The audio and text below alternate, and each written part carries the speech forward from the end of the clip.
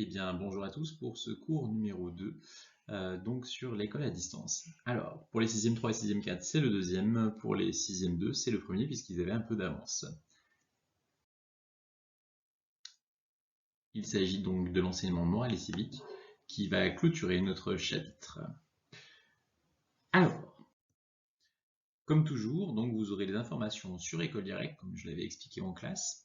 Sur École Directe, vous trouvez donc dans le cahier de texte le travail à faire. Puis, sur les mails des comptes élèves ainsi que les mails des comptes parents, les mêmes explications sont envoyées afin que personne ne passe à côté. Je vous redonne effectivement un peu comment ça se passe. Donc vous avez toujours des feuilles en pièces jointes qui sont en format Word, si on veut les modifier directement, ou en PDF pour que ça soit lisible sur tous les ordinateurs. Ces feuilles-là ont déjà été distribuées. Au cas où un élève est absent ou au cas où on les ait perdus, eh bien, on peut les retrouver sur École Directe. Les cours sont sur YouTube comme je l'avais expliqué, afin de permettre aux enfants, mais aussi aux familles, de s'organiser avec un peu de souplesse, comme elles le souhaitent, de réaliser ce travail à l'horaire qui convient le mieux, pour tenir compte des différents besoins des différents enfants que vous avez à la maison, mais aussi peut-être de votre télétravail. Alors, nous allons faire quoi? Nous allons parler de la laïcité. Alors, c'est un peu bizarre comme thème parce que nous, on est dans un collège privé catholique. Eh bien, on va voir que la laïcité, ça nous concerne aussi. Alors déjà, si je mets ce personnage, vous allez dire, mais attendez, monsieur Vincent Arnaud, bien sûr qu'on le connaît. On l'a vu en primaire. Alors, qui est-il? Vous êtes sûrement déjà deviné, je pense que c'est Jules Ferry. Alors, Jules Ferry, il a fait des choses, souvenez-vous, hein. Il a fait des lois en 1881 et en 1882, des lois qui rendent l'école... L'école comment? L'école laïque, gratuite et obligatoire. Mais attention, nous, on est dans l'enseignement catholique. Alors, est-ce que les lois de Jules Ferry, qui datent de 1882, eh bien, elles sont valables chez nous? Alors, on va se poser la question. Est-ce que l'école est obligatoire dans une école catholique, dans un collège catholique comme le nôtre? Eh bien, la réponse est oui, elle est bien obligatoire. On est concerné par les mêmes choses que les écoles publiques. Est-ce qu'elle est gratuite, notre école? Ah, bonne question. Bonne question, eh bien, je vais vous dire oui, en très grande partie. Alors là, il y en a qui vont se dire, mais attendez, nos parents payent de l'argent, peut-être beaucoup d'argent, pour être au collège Jacques Xavier. Eh bien, non, ils ne payent pas tant d'argent que ça, on verra pourquoi. Et est-ce que l'école est laïque alors que nous, on est un collège catholique? C'est un peu bizarre. Eh bien, oui, en partie, elle est laïque, en partie, on verra pourquoi, même dans notre collège catholique, il y a une forme de laïcité. Et tout ça, on va le détailler au cours du chapitre. Alors, tout à l'heure, je disais, école gratuite en grande partie. Ben oui, parce que si on regarde les dépenses par élève, un élève de primaire par exemple, ou de maternelle, il serait considéré dans le premier degré. Si vous voyez, c'est la quatrième ligne du tableau. Hein. Premier degré. Donc le dernier chiffre de 2015, je vous laisserai le chercher, on est à peu près à 6 190 € en moyenne pour un élève du premier degré. Premier degré, je répète, c'est maternelle et primaire. Donc vous, vous êtes un élève du second degré, c'est-à-dire les collégiens et les lycéens. Donc je vais vous laisser me chercher dans le tableau le chiffre qui vous concerne en 2015 en moyenne, combien coûtait un élève du second degré. Donc je me tais, vous pouvez appuyer sur pause et chercher combien coûte un élève en moyenne du second degré en 2015. Bon, j'espère que vous avez trouvé, parce que normalement en 6e, on est capable de lire un tableau à double entrée, en lisant bien ce qu'il y a évidemment dans les colonnes, mais aussi dans les lignes. Alors, si vous avez croisé le tableau, vous êtes un élève du second degré et en 2015, on tombe sur le chiffre de 9 700 €. 9 700 € en moyenne par élève, c'est le coût d'un élève en moyenne. Alors, ces chiffres sont un peu plus anciens, puisque nous sommes en 2020 aujourd'hui. Donc, la source, elle est tout en bas de l'écran d'ailleurs, c'est le ministère de l'Éducation nationale. On peut les retrouver ces chiffres-là. J'ai essayé de vous trouver des chiffres un peu plus récents. Alors, effectivement, nous avons des chiffres qui datent de 2017. Les statistiques ont été réalisées en 2019, mais il faut du temps pour faire ces moyennes, etc. Et surtout avoir du recul. C'est pour ça qu'ils ne datent que de l'année 2017. Alors, je vous laisse un petit temps dans le tableau. Je vais vous demander d'aller chercher les chiffres d'un collégien. Combien, en moyenne, en euros, un élève de collège en 2017, c'est-à-dire il y a seulement 3 ans, coûtait à la France? Alors, attention à bien regarder les lignes et les colonnes. Combien un élève, en moyenne en France, de collège coûtait à la France chaque année en euros? Vous l'avez trouvé, j'imagine, c'est 8710 euros. Attention, au collège évidemment. Vous allez me dire, monsieur, attendez, il y a un problème. Tout à l'heure, vous nous avez dit que dans le second degré, c'était 9700 euros, et là, c'est au collège 8710 euros. Donc ça a baissé. Ben non, ça n'a pas baissé. Car le second degré, j'ai dit, c'est le collège et le lycée. Si on fait la moyenne des deux en 2017, on obtient ce chiffre-là, 9885 euros. Il y a bien une augmentation de la dépense par élève. D'ailleurs, en 2020, on est certainement au-dessus encore de ce chiffre moyen. D'accord? Donc, la question est la suivante. Est-ce que vos parents payent 9885 euros chaque année au collège La Xavière? Je vous dis tout de suite la réponse, c'est non. Et heureusement, parce qu'il n'y aurait pas grand monde dans le collège, je pense. Donc en France, l'école elle est bien gratuite, aussi pour les écoles privées, et ce que payent vos parents, c'est une participation, qui peut être plus ou moins élevée suivant leurs revenus, et plus ou moins élevée suivant les collèges ou les écoles primaires, etc. Donc cette participation-là, elle est quand même importante, certes, mais elle ne représente qu'une toute petite partie de ce que l'État français va payer pour votre scolarité, même pour une école privée. Alors, vous allez me dire, on parle beaucoup d'argent là-dedans, monsieur Vincent Arnaud. Mais finalement, pourquoi est-ce que la France investit autant d'argent? Eh bien, je vais vous montrer une image que j'aime bien, celle-ci. C'est une photographie qui date de la Troisième République. Et ce qui m'intéresse, c'est une citation donc de Jules Simon, qui est au tableau que le professeur de l'époque avait écrit. Il a écrit « Le peuple qui a les meilleures écoles est le premier peuple. S'il ne l'est pas aujourd'hui, il le sera demain. » Alors qu'est-ce que ça veut dire? Ça veut dire en fait que la France, elle a fait le choix d'investir beaucoup d'argent dans l'école, dans l'éducation. Et si vous voulez, c'est un investissement cet argent-là. Ben oui, on investit dans nos enfants parce qu'on se dit que plus tard, leur éducation leur permettra de créer de la richesse pour notre pays et permettra aussi à notre nation d'être une nation puissante dans le reste du monde, etc. Donc vraiment, il faut voir ça peut-être au-delà de tout l'argent que coûte l'éducation. Finalement, la volonté de la France, c'est d'investir dans vous, dans moi aussi auparavant, quand j'ai été à l'école, dans tout le monde. Donc d'investir dans ses citoyens et dans leur éducation, en croyant fermement que bien sûr tout cet investissement-là lui sera rendu plus tard quand les enfants seront devenus adultes et qu'ils auront été éduqués. Bien, alors si c'est allé un peu vite, n'hésitez pas à revenir en arrière, demander à vos parents par rapport aux chiffres, etc. Prendre le temps de regarder les tableaux que j'ai mis précédemment. Le but de cette introduction, c'est pas de retenir évidemment tous ces chiffres, toutes ces sommes, etc. Le but, c'est simplement de voir qu'il y a beaucoup d'argent qui est investi dans l'éducation en France et que ça concerne aussi les écoles privées. Une fois qu'on a compris ça, on a compris l'essentiel. Maintenant, je vais vous montrer une vidéo. Une vidéo sur le fameux Jules Ferry qu'on a vu au début donc de l'introduction. Jules Ferry, normalement, que vous avez tous vu en primaire. Si ce n'est pas le cas, ce n'est pas très grave. On va voir un petit peu, à travers la vidéo, qui il était. Une fois que la vidéo sera terminée, vous avez des questions qui sont sur l'écran, et vous essayerez d'y répondre. Donc, qui est Jules Ferry? Qu'est-ce qu'il a fait en 1882? Que doivent faire les communes qui ont plus de 800 habitants d'après les lois de Jules Ferry? Quels sont les autres changements? Quelles sont les disciplines enseignées à l'époque? Il n'y en a pas tant que ça. Et enfin, quelle est la décision de notre président Charles de Gaulle en 1959? Eh bien, je vous laisserai répondre aux questions après avoir visionné la vidéo.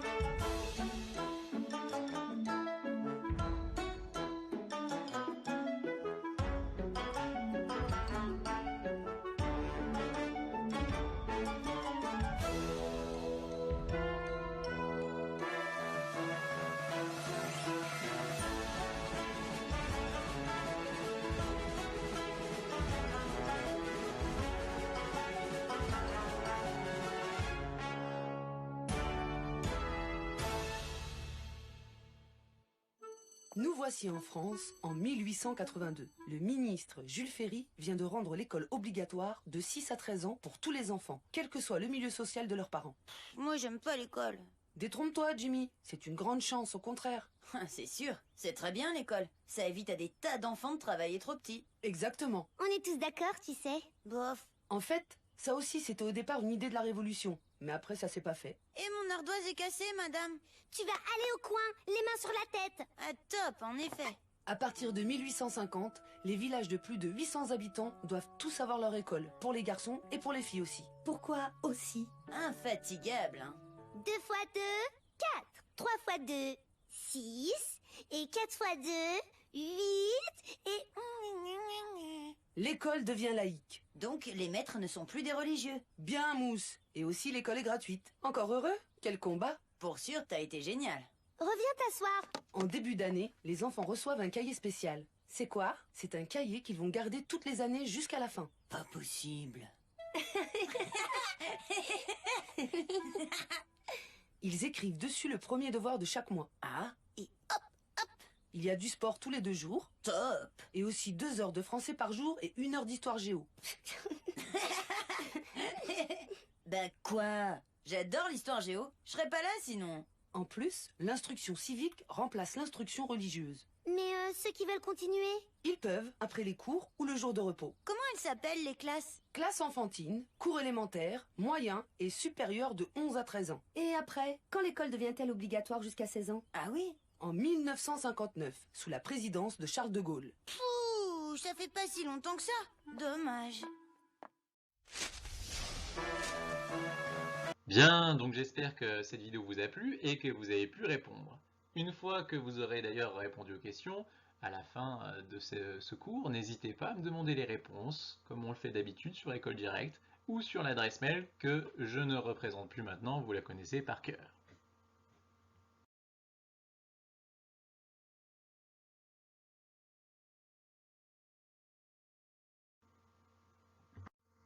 À l'écran, vous retrouvez les chiffres qu'on a vus tout à l'heure. En moyenne, 9 885 € par élève en France d'investis dans le second degré. Alors, il faut savoir que dans l'enseignement privé, il y a donc plusieurs enseignements privés. Vous connaissez tous les écoles publiques, j'imagine. Établissements publics, écoles publiques. Bon. Vous avez au milieu ce que nous, on est. On a un enseignement privé sous contrat, c'est-à-dire qu'on a passé un contrat avec l'État, que donc il y a des règles de deux côtés, hein. L'État doit faire des choses et nous aussi on s'est engagé à le faire. Donc à peu près tout le privé, 98% du privé, ce sont des enseignements privés sous contrat. Parmi tous ces collèges et écoles, 97,3% sont des écoles catholiques ou des collèges catholiques. Ça veut dire qu'il existe aussi des collèges protestants, des écoles protestantes, qu'il existe des écoles et des collèges musulmans. Il y en a peu en France, mais il en existe. Quelques-uns aussi juifs. Il en existe aussi à Lyon, par exemple, etc. Donc, ces écoles sont donc essentiellement confessionnelles. Il y en a très peu qui ne répondent à aucune religion. Et puis, il existe un type d'établissement qui est complètement différent du nôtre. C'est les établissements privés hors contrat. C'est seulement 2% du privé en France. Ils sont très peu nombreux. Ils peuvent être aussi religieux, hein, mais donc ils n'ont pas signé de contrat avec l'État. Ça veut dire qu'ils n'obéissent pas du tout aux mêmes règles. On le verra tout à l'heure quand on fera un tableau ensemble. Alors, l'enseignement catholique. Puisque nous sommes dans un collège catholique, privé, il est intéressant de savoir comment ça fonctionne. Alors, en France, l'enseignement catholique s'occupe de toutes les écoles, les collèges catholiques de France. Mais évidemment, ils ne vont pas s'occuper de chaque collège individuellement. Ce serait trop difficile. Du coup, ils vont déléguer tout ça à des diocèses. Alors, vous avez par exemple, pour notre collège à Lyon, l'enseignement catholique de Lyon, le 69. Et il y a d'ailleurs ajouté à Lyon le Rouennais, même si ce n'est pas notre département, puisque ça va reprendre les découpages des diocèses. Voilà, et puis c'est un peu particulier pour nous puisqu'on a ajouté Rouen. Vous avez aussi, on peut prendre un autre exemple d'un département voisin, l'enseignement catholique du diocèse de Saint-Étienne, etc. Donc chaque diocèse va avoir ce qu'on va appeler un directeur diocésain qui va gérer toutes les écoles primaires, maternelles et les collèges, lycées catholiques. Donc c'est eux qui administrent. Mais bon, là aussi, ça fait encore beaucoup de travail pour pas beaucoup de gens. Donc, il y a quand même une organisation en dessous de ça. Alors, c'est pareil que pour la France, hein. À l'intérieur d'un diocèse, il y a beaucoup d'écoles primaires, maternelles et collèges privés. Ça fait beaucoup à gérer. Du coup, les diocèses n'étaient pas en capacité, n'étaient pas avec suffisamment de personnel pour gérer tout ça. Ils ont donc décidé de créer des associations composées de gens bénévoles, c'est-à-dire qui ne sont pas payés.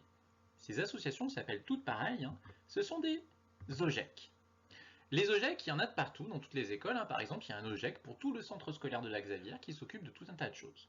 Alors, les OGEC, ça veut dire quoi d'ailleurs? Organisme de gestion de l'enseignement catholique.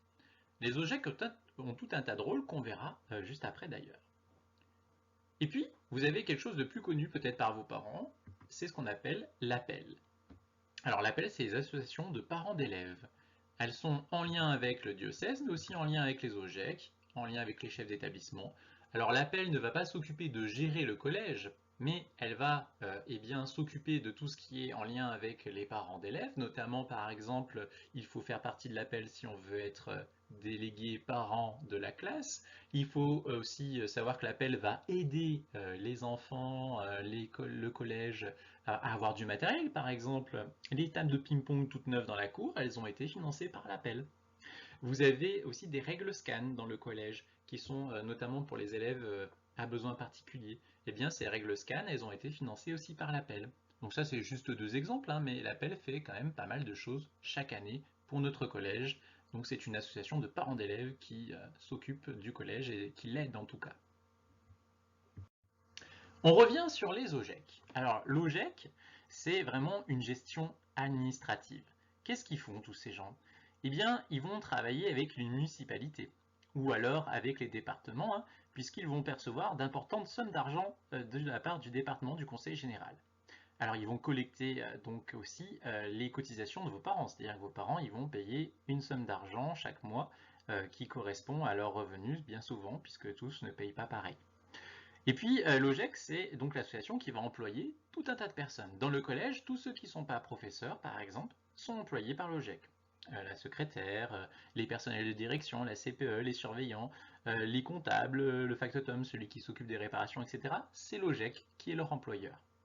Et puis, il va gérer les relations du collège avec tout le monde, c'est-à-dire avec la préfecture, la mairie, l'URSSAF, c'est-à-dire quand on fait des salaires pour les gens, il va falloir déclarer tout ça, les retraites, etc. Et puis, ils vont aussi s'occuper de tout ce qui est équipement, remplacer, réparer, c'est eux qui s'occupent de ça. Mais aussi payer les factures d'eau, d'électricité, de gaz, décider quand c'est ce qu'il faut agrandir l'école, faire des travaux, rénover des choses, et fixer le montant que payent vos parents. Donc le GEC s'occupe de tout un tas de choses finalement, et je rappelle que ce sont des personnes bénévoles. Certains font d'ailleurs partie des parents d'élèves, des personnes bénévoles qui ne sont pas payées pour faire ce travail, que peu de monde connaît d'ailleurs. Alors, ce qu'il faut savoir, c'est que tout est une question d'argent comme pour tout, hein. Tout à l'heure, j'ai parlé des 9800 €, alors d'où ils viennent, qu'est-ce qu'ils font, etc. Eh bien, qui donne l'argent dont a besoin le collège La Xavière, par exemple? Eh bien, 90%, c'est l'État qui le donne, cet argent, c'est-à-dire les impôts de tout le monde. Et 10%, c'est vos parents avec les cotisations qu'ils payent. Donc vous voyez, c'est pour ça que tout à l'heure, je parlais d'une participation des parents, hein, puisque ce n'est pas la totalité de ce que coûte votre scolarité. Alors, l'État, d'où vient cet argent? Alors j'ai dit des impôts. Qui donne cet argent?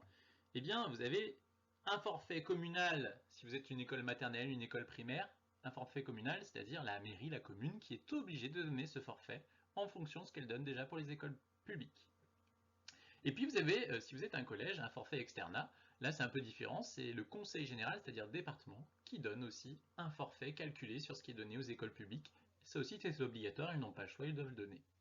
Et puis à chaque fois il y a un petit plus à côté, regardez, le salaire des professeurs. Le salaire des professeurs n'est pas payé par la Xavière ni par l'OGEC, il est payé par l'État français. C'est-à-dire que sur ma fiche de paye à moi, il y a marqué tout en haut, trésor public, c'est la France, l'État, les impôts de tout le monde qui va payer mon salaire. Voilà comment ça fonctionne.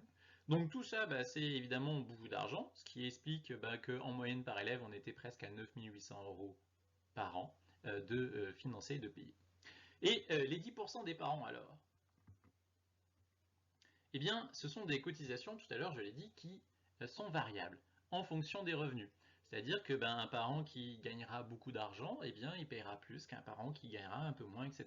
Donc tout le monde paye, hein, il n'y a personne qui ne paye rien, ça je vous le dis, le confirme, mais par contre, évidemment, ça va varier en fonction des revenus. Et puis ça peut aussi varier en fonction des établissements et des cotisations qu'ils ont fixées aussi. Voilà donc pour les explications d'où vient l'argent, comment est-il utilisé, ça on va le voir après. Alors, vous pourrez prendre le tableau, etc. Mais avant de voir le tableau, on va faire une petite histoire de l'enseignement privé en France, savoir d'où ça vient, tout ça, hein. Donc on a déjà un peu évoqué Jules Ferry 1882, mais il s'est passé beaucoup de choses après, hein. Plusieurs lois en France qui ont fait que l'enseignement privé a évolué. Donc je vous laisserai regarder la petite vidéo. À la suite de cette vidéo, il y a aussi des explications, hein, sur ce que c'est un enseignement privé, quelles sont ses obligations, c'est-à-dire c'est quoi le contrat avec l'État, et enfin, eh bien, vous aurez aussi des explications sur ce que c'est l'enseignement hors contrat. Donc je vous laisse visionner la vidéo tranquillement.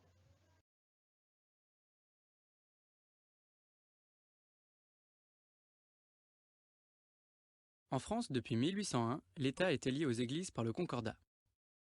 Au cours du XIXe siècle, cela provoque une scission entre une France favorable à la domination de l'Église catholique et une France républicaine indifférente aux convictions des citoyens. Les républicains finissent par l'emporter et créent notamment l'école laïque en 1882. Mais l'un d'entre eux, Émile Combes, défend un contrôle des cultes et s'oppose fermement aux religions. En 1902, alors qu'il est chef du gouvernement, 2500 établissements scolaires catholiques sont donc fermés. En réponse, le Vatican rompt ses relations diplomatiques avec la France en 1904. Le Concordat devient caduc. La nation est alors profondément divisée et la situation est explosive. En 1905, la séparation des églises et de l'État est l'occasion de débats houleux à l'Assemblée nationale. Émile Combes et ses partisans défendent une laïcité visant à éliminer la religion de l'espace public et à contrôler les cultes. Tandis que d'autres députés républicains, menés par Aristide Briand, défendent une loi de compromis respectueuse des libertés individuelles et séparant strictement l'État des cultes. La conception de Briand finit par l'emporter et les parlementaires votent à la majorité la séparation des églises et de l'État. Le texte adopté est une loi d'apaisement qui met fin à un siècle de conflits. À la fin de la Deuxième Guerre mondiale, les écoles libres se voient privées de subventions. Dans le même temps, l'État exige de percevoir des taxes sur les recettes des kermesses organisées pour recueillir des fonds. Un groupement de protestation, le Comité d'action pour les libertés scolaires, se constitue. Durant 5 ans, il va multiplier les pétitions et manifestations de parents. En 1950, les Français envoient à l'Assemblée nationale une majorité favorable à l'enseignement libre qui va permettre à cette époque, il y a en France 1 600 000 enfants et 6 400 enseignants dans l'enseignement libre. Leur poids politique donne naissance le 31 décembre 1959 à la loi Debré, fixant enfin les rapports entre l'État et l'enseignement privé. Elle consacre officiellement la liberté d'enseignement, mais surtout donne les moyens financiers de l'exercer. En 1981, l'élection de François Mitterrand ouvre une période d'inquiétude, avec le projet de création d'un grand service public laïque et unifié, intégrant le secteur privé. Pourtant, un sondage auprès des Français montre que 71% d'entre eux restent favorables à l'école libre. Touche au plus vif la nation. L'UNAPEL se mobilise.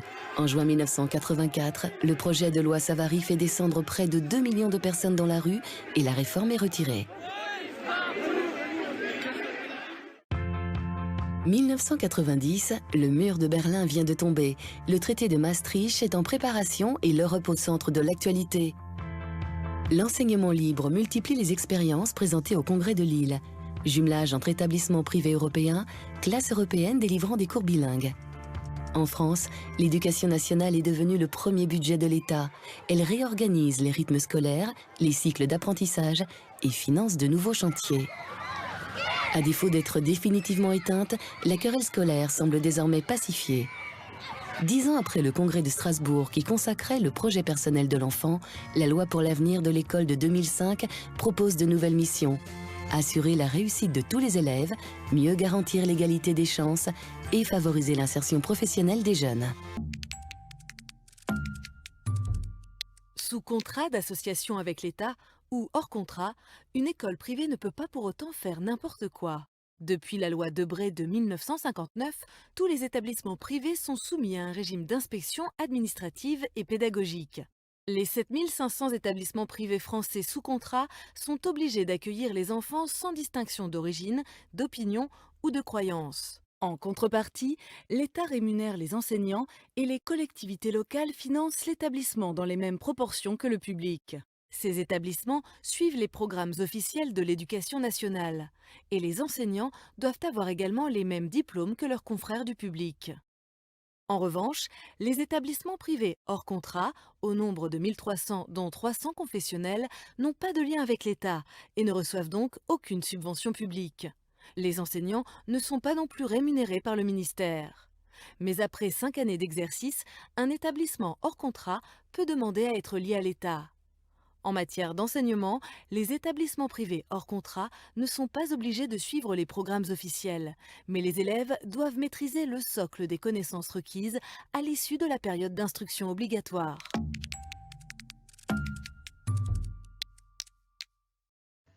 Bien, j'imagine que vous avez fini de visionner la vidéo sur donc, les explications sur l'enseignement catholique et surtout son histoire.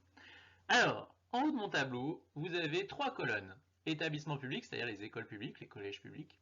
Au milieu, nous, les établissements privés sous contrat, 97% sont catholiques, comme je l'ai déjà dit. Et puis, il y a les établissements privés hors contrat, qui ne sont pas comme le nôtre, et on va essayer de voir les différences. Alors, il y a des cases qui sont vides dans ce que je vous ai donné. Pourquoi? Parce que c'est vous qui allez les remplir. D'après toutes les informations que j'ai données, d'après toutes les vidéos, etc., qui ont été visionnées, je vais vous laisser remplir les 3 premières lignes. Me dire, est-ce que la scolarité elle est gratuite dans un établissement public, un établissement privé sous contrat comme le nôtre, et un hors contrat. Donc vous me dites oui ou non, tout simplement, il faut écrire oui ou non, est-ce qu'elle est gratuite. Ensuite, pour la participation financière des familles, est-ce qu'il y en a une dans le public, oui ou non. Est-ce qu'il y en a une dans les établissements privés sous contrat comme le nôtre, oui ou non. Est-ce qu'il y en a une dans les établissements hors contrat, etc. Ensuite, les professeurs, par qui sont-ils payés dans le public? Par qui sont-ils payés dans le privé, comme le nôtre sous contrat? Et enfin, par qui sont-ils payés, à votre avis, dans le privé hors contrat? Alors, il y a peut-être des différences, à vous de voir lesquelles. Enfin, en dessous, il y a déjà écrit des choses. C'est normal, vous ne pouviez pas forcément le savoir. Alors, les autres personnels, ceux qui ne sont pas professeurs, tout ce qui est administration, etc., entretien, direction, vie scolaire, eh bien, dans un établissement public, c'est l'État, le conseil général, qui paye. Pour le collège La Xavière, eh bien, c'est le conseil général avec un forfait externat. Vous savez, c'est ce qui est obligé de nous donner le département. Et avec cet argent-là, eh bien, le salaire de toutes ces personnes sont payés. Alors que dans un établissement privé hors contrat, eh bien, ce sont les familles qui payent tout. D'accord? L'État ne donne pas d'argent. Ensuite, pour les bâtiments, déjà, en termes de rénovation, d'agrandissement, mais aussi de frais de fonctionnement. Alors, dans un établissement public, c'est l'État qui est propriétaire, ça peut être le département, la commune, mais c'est l'État qui est propriétaire et qui s'occupe de tout. Dans un collège comme celui de La Xavière, alors, le propriétaire est privé, c'est-à-dire que là, par exemple, ça peut être le diocèse ou une association paroissiale du diocèse qui possède le collège. Et effectivement, tout ce qui va être donc agrandissement, réparation, etc., c'est financé avec l'argent que donnent vos parents. Voilà à quoi sert l'argent de vos parents. À réparer, agrandir, etc. Par contre, tout ce qui est frais de fonctionnement, c'est-à-dire le gaz, l'électricité et l'eau, ce ne sont pas vos parents qui vont financer ça, c'est le forfait externat dont on a parlé tout à l'heure qui va aussi payer le gaz, l'électricité et l'eau. C'est ce on appelle donc des frais de fonctionnement. Ensuite, dans un établissement privé hors contrat, eh bien, c'est simple. Comme l'État ne donne rien, tout est payé entièrement par les familles. Donc vous commencez à comprendre que dans un établissement privé hors contrat, ça coûtera très cher par rapport à un collège privé sous contrat. Ensuite, eh bien là encore des cases vides. Alors là, vous allez essayer de vous rappeler ce que vous avez vu dans la vidéo précédente.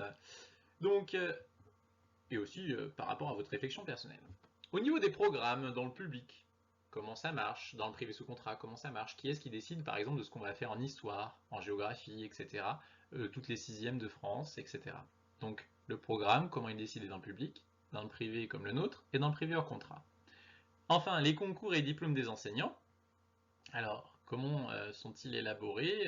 Qui en est chargé? Quelle différence entre les 3 colonnes pour le collège public, le collège privé comme le nôtre et le collège privé hors contrat? Enfin, le caractère religieux. Alors, ça sera les dernières cases. Le caractère religieux, déjà, est-ce qu'il existe dans un collège public? Je vous laisse réfléchir d'après tout ce qu'on a dit. Chez donc nous, est-ce qu'il existe un caractère religieux? Réfléchissez bien à tout ce qui existe dans notre collège, etc. J'ai d'ailleurs déjà laissé écrit que ce sont les familles qui payent ce caractère religieux dans notre collège. Ce n'est pas possible d'utiliser l'argent de l'État, c'est interdit. Et enfin, pour finir, vous avez la dernière case qui concerne les collèges hors contrat.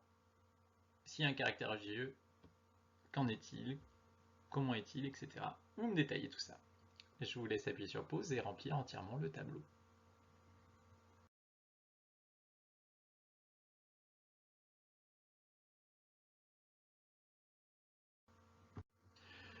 Bon, alors j'espère que le tableau n'était pas trop difficile. Si tout n'est pas complété parfaitement, ce n'est pas grave, vous avez sûrement utilisé le crayon papier, donc pas de panique, vous me demanderez les réponses sans problème. Alors, nous arrivons donc à la prochaine page qui est derrière, vous avez dû tourner, et on va parler maintenant de la laïcité dans notre collège privé. Alors, il faut savoir qu'il y a plusieurs lois, donc avec Mme Beton, nous avons mis des bulles autour de ce petit dessin pour expliquer ce qu'il y a. Il y a une première loi qui date de 2004, qui concerne essentiellement les écoles et les collèges publics. C'est ce qu'on appelle la loi sur les signes religieux. Il faut savoir que dans un collège public, on n'a pas le droit, par exemple, d'avoir une croix autour du cou, d'avoir une étoile de David si on est juif, d'avoir un voile si on est musulman, d'avoir une kippa si on est juif, etc. Donc ces signes religieux sont interdits à l'intérieur des collèges publics. Pour ce qui concerne notre collège privé, alors, il y a donc déjà quelque chose qui nous concerne directement, c'est la Constitution de la Ve République. La France est une république indivisible, laïque, démocratique, etc. Donc je vous laisserai lire ça. Et puis surtout, il y a un texte qui a été fait par le pape, d'accord? Alors, le pape d'il y a quelques années. Et dans ce texte-là, on nous dit plusieurs choses, je vous laisserai le lire tranquillement. Alors, il y a peut-être une phrase un peu difficile. On respectera donc la liberté religieuse et de conscience des élèves et des familles. Alors, ça veut dire quoi, ça? Ça veut dire qu'on peut aller dans un collège catholique comme le nôtre, mais ne pas être catholique. Et on respecte ça, et on ne force pas les gens à changer de religion, on leur laisse exercer librement leur religion, évidemment. Et puis, il y a encore une phrase encore plus difficile. Il devrait être clair à tous qu'exposer et proposer n'équivaut pas à imposer. Oulala, qu'est-ce que ça veut dire? En gros, exposer et proposer, ça veut dire que je vais vous proposer de faire quelque chose. Mais si je l'impose, ce n'est pas pareil. La différence entre proposer, je vous propose de faire du catéchisme, vous pouvez refuser. Si je vous impose de faire du catéchisme, vous n'avez pas le choix, vous ne refusez pas.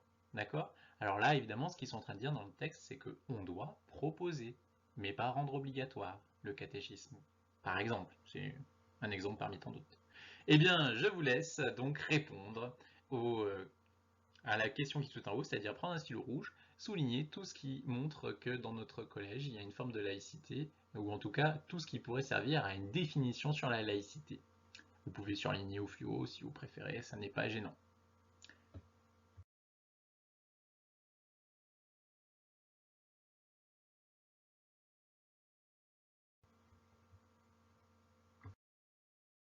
Bien, vous avez dû avoir le temps de surligner. Alors là, je vous laisserai simplement réfléchir. Alors déjà, je vais parler un petit peu de l'image que j'ai mis en bas à droite. Vous savez, cette image-là, elle est tombée lors d'un brevet des collèges. Il fallait que les élèves de 3e nous expliquent un petit peu des choses par rapport à la laïcité. Alors ce qui est intéressant, c'est qu'on a l'entrée d'une école laïque, une école publique, d'accord? Et on voit bien la loi de 2004, parce que regardez ce qu'ils ont laissé à l'entrée, ils n'ont pas pu rentrer avec. Alors sur les porte-manteaux, ils ont mis une croix pour les chrétiens, une étoile de David pour les juifs, des voiles certainement, alors peut-être pour une sœur chrétienne, un voile peut-être pour une personne musulmane, etc. Et un lance-pierre. Alors le lance-pierre, lui, c'est pas vraiment religieux, je pense. Mais en tout cas, voilà, ils n'ont pas dû rentrer avec ceci, c'est un petit peu le symbole de ce que c'est la loi de 2004. Alors, la loi de 2004 dit qu'on peut rentrer dans l'école sans montrer son appartenance religieuse et surtout, on peut être dans l'école quelle que soit sa religion. Alors, est-ce que vous pouvez regarder un petit peu dans vos souvenirs, parce que vous ne les avez pas autour de vous, vos camarades, me dire pourquoi finalement vous aussi, la loi de 2004 est quand même respectée dans votre classe de 6e. Eh bien, je vous laisserai réfléchir à vos souvenirs de votre classe de 6e et de tous ceux qui vous entouraient.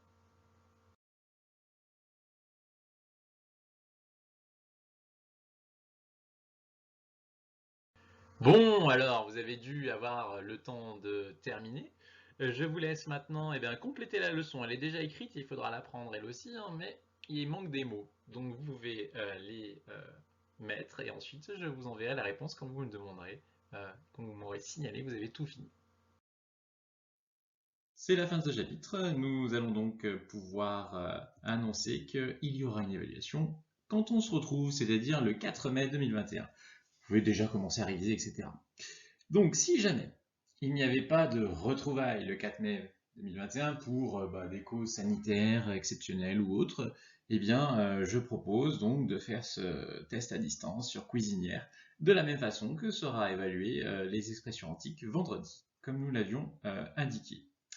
Je vous souhaite donc une bonne fin de journée, bon courage pour la suite, et je reste disponible donc sur École Directe pour ceux qui auraient des questions à poser. N'oubliez pas de m'envoyer du coup un mail pour me préciser que vous avez fini la fiche d'enseignement moral et civique, et donc me demander la réponse que je vous enverrai.